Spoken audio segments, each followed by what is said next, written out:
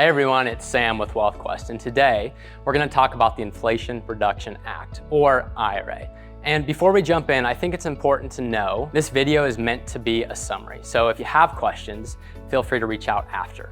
Now there are 4 points that I want to chat about, and the first is around taxes. So there were some tax changes around specifically for corporations. So for example, there's going to be now a 15% minimum corporate tax on businesses that have at least $1 billion in profit. Another change is around stock buybacks. So when companies go to buy back their stock, there's going to be an additional 1% tax on that. The next point is around clean energy incentives. So there are 2 credits out there that are going to be extended to 2032 and to 2034. And the crux of these credits is that it's meant to incentivize individuals to making more energy efficient, conscious purchases for their home.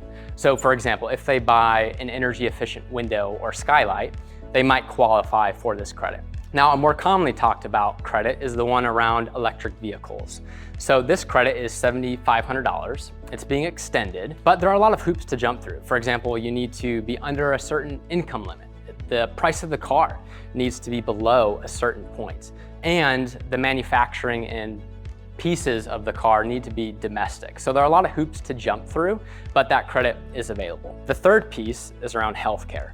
So the Affordable Care Act has what's called premium tax credit. Basically, this is meant to help families pay and maintain their health insurance. So that's going to be extended into 2025. The next biggest piece is that Medicare is actually able to negotiate certain prices for certain drugs, and that's set to start in 2026. And the last point is around IRS funding. So the IRS is actually getting $80 billion in funding, and part of that is going to go towards just increasing efficiencies and processes, but a large portion of it is going to go towards tax enforcement.